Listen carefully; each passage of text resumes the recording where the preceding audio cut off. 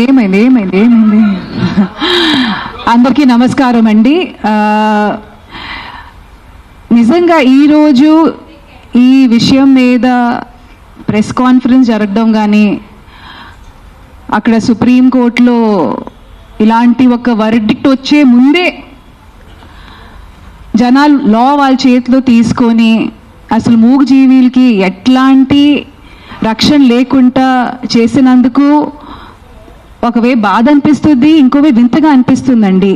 Madam ఇప్పుడు మీ ముందు నేను వచ్చేటప్పుడు యూట్యూబ్లో చూస్తున్నానండి, లైవ్ జరిగేటప్పుడు మేడం డెంగ్యూ గురించి మాట్లాడారు, ఎన్నో రోడ్ యాక్సిడెంట్స్ గురించి మాట్లాడారు, హెల్మెట్ వేసుకోకుండా జరిగి ఇన్ని విషయాలకి ఇప్పుడు దాకా మనకి సొల్యూషన్ 100% దొరకలేదు. కానీ కుక్కల విషయం మీద ఇంత హడావిడి జరగడం అనేది ఐఎమ్ షూర్ మిగతా దేశాలు కూడా అసలు ఎందుకు, what is the reason behind it, కొంతమంది కంప్లైంట్ ఇచ్చారు.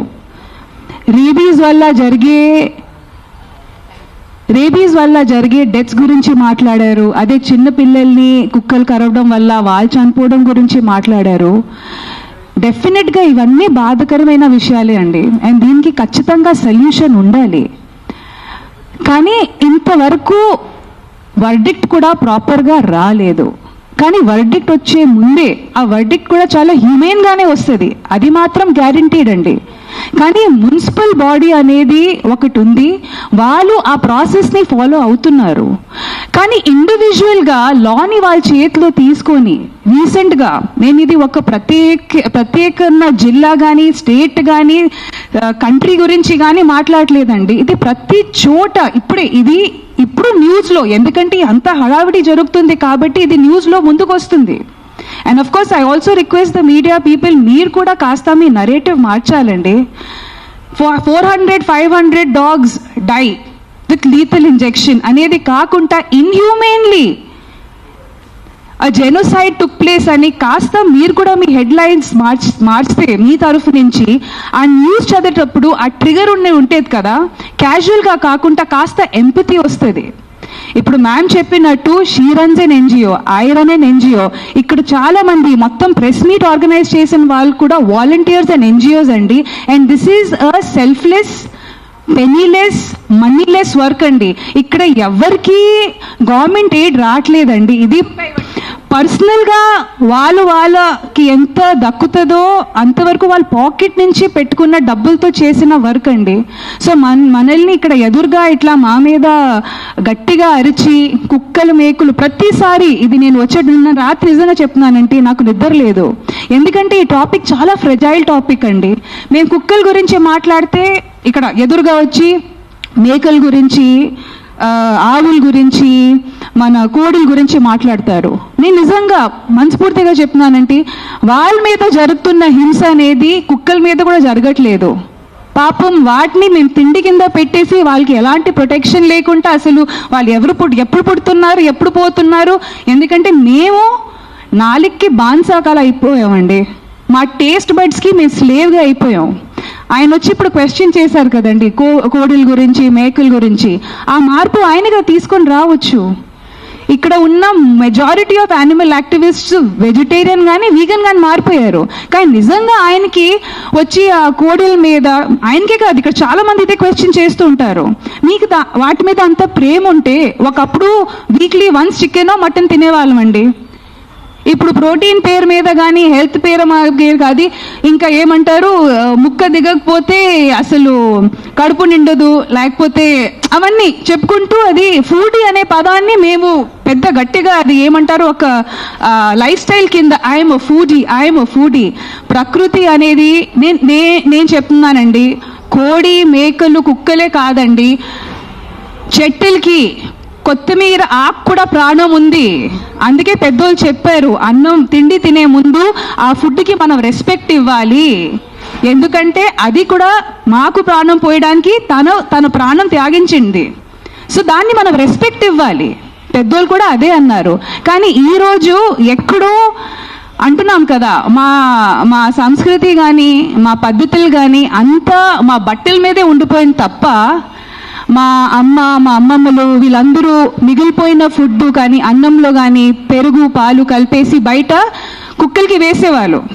అదే కాకుండా ఇంట్లో చపాతీ చేసేటప్పుడు కూడా ఫస్ట్ 2 చపాతీలు ఆవులకి, లాస్ట్ 2 చపాతీలు కుక్కలకి. ఆ సాంప్రదాయాలన్నీ మేము మర్చిపోయాము, అవన్నీ గుర్తుపెట్టుకోవట్లేదు మేము. ఆ విషయాలు, ఆ సంస్కృతి అవన్నీ మర్చిపోయాము. అవన్నీ పక్కన పెట్టేసి ఒకప్పుడు ఆవు అనేసరికి ఒక ఫ్యామిలీ మెంబర్.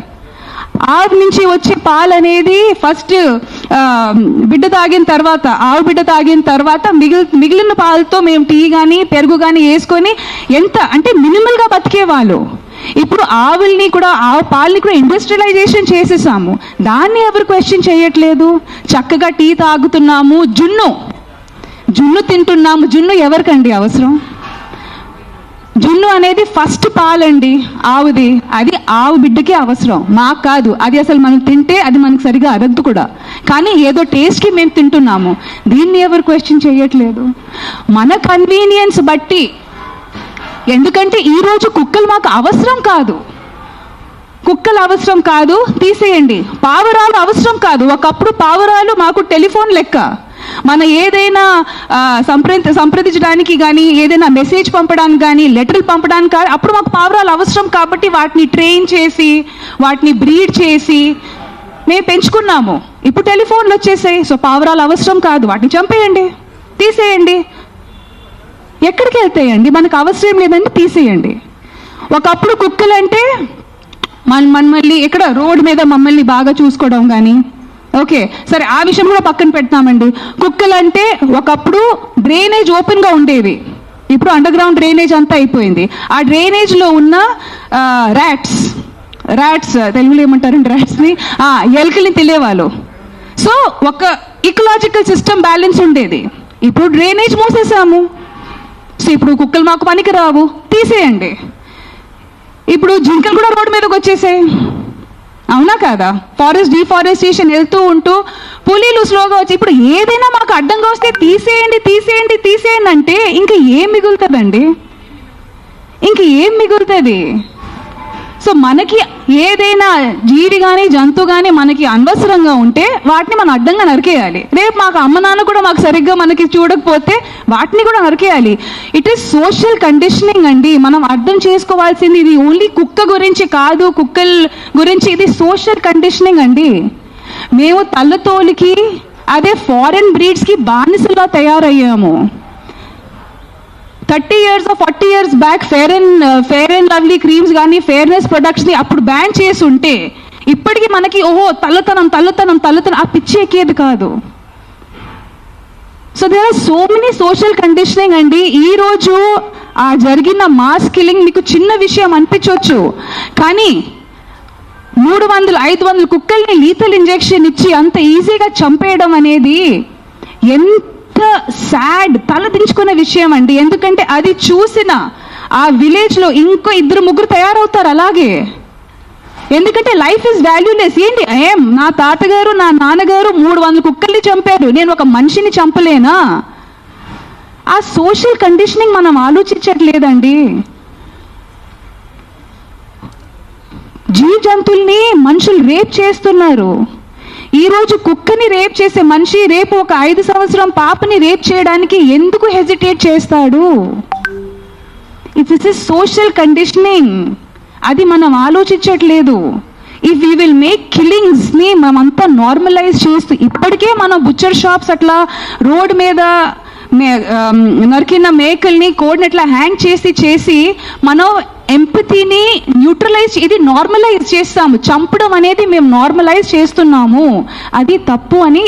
అది ఒకే విషయం మేము చెప్పడానికి ట్రై చేస్తున్నాం. Don't normalise killing. లా అనేది ఒకటి ఉంది, ఒక మున్సిపల్ బాడీ ఉంది. మ్యామ్ చెప్పినట్టు మీకు ఎలాంటి ఇబ్బంది కలిగితే reach out to the law makers, reach out to the municipal body. Don't take law in your hand. 99% of the time law వాళ్ళ చేతి. ఇప్పుడు అంటున్నారు కదా ma'am, this is convenient law taking in the hands. మన పక్కన వాళ్ళు ఒక అబ్బాయిని రేప్ చేశారు, చిన్న పిల్లల్ని రేప్ చేశారు. అప్పుడు ఎందుకు మీ లా తీసుకోరు మీ చేతిలో? అప్పుడు ఎందుకు వెళ్ళి ఆ మగాల్ని మీరు చంపరు?